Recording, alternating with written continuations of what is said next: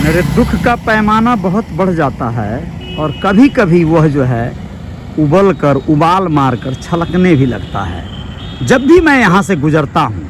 इसमें कोई संदेह नहीं है, आप लोगों को विश्वास दिलाता हूँ आखिर क्यों ऐसा होता है।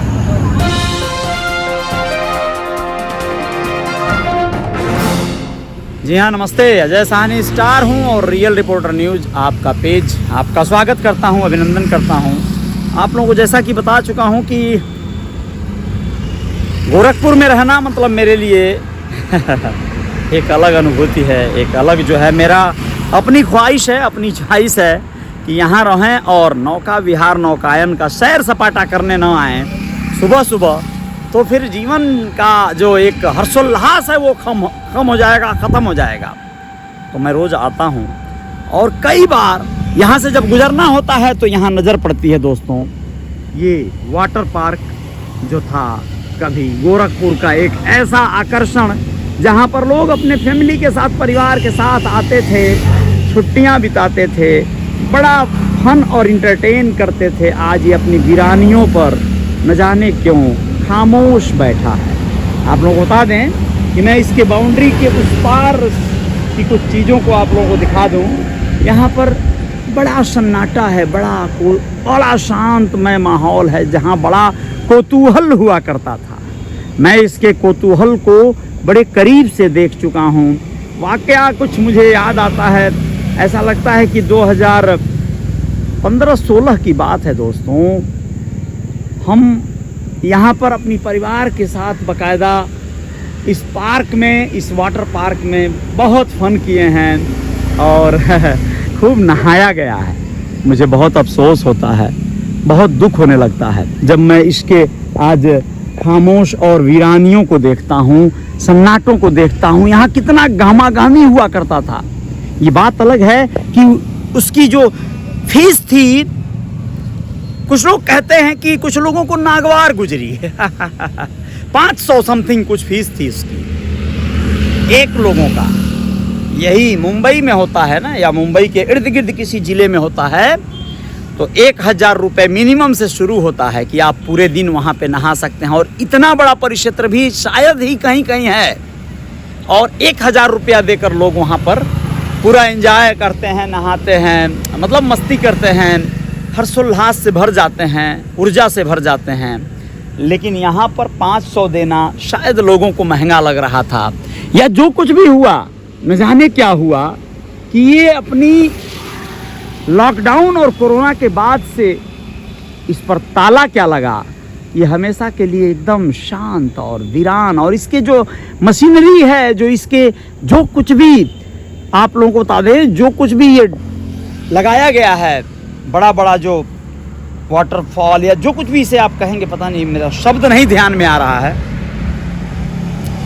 वो खराब होने की कगार पर है, खराब हो रहा है, डैमेज हो रहा है, इसकी मशीनें जंग लग रही हैं। क्यों जानना चाहता हूँ मैं, यहाँ के नगर निगम से जानना चाहता हूँ, मेरे जैसे और न जाने कितने लोग जानना चाहते हैं।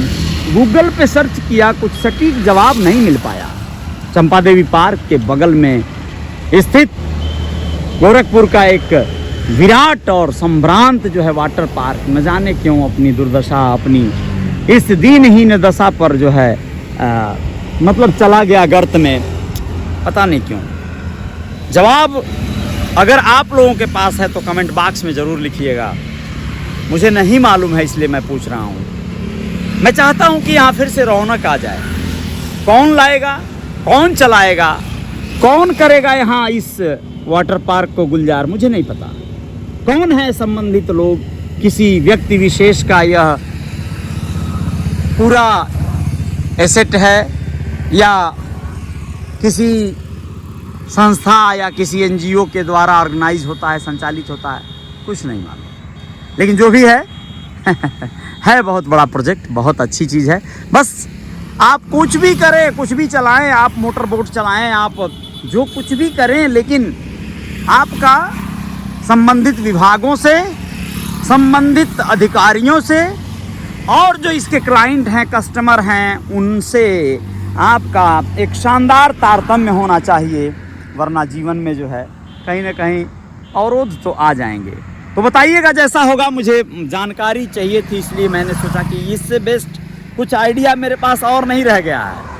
मुझे जो कुछ भी जानना होता है आप सबसे पूछता हूं दोस्तों, और आप सब भी हैं कि मुझे बताते हैं, आगाह करते हैं, सूचनाएं देते हैं या मेरी बातों को और लोगों तक पहुंचा देते हैं।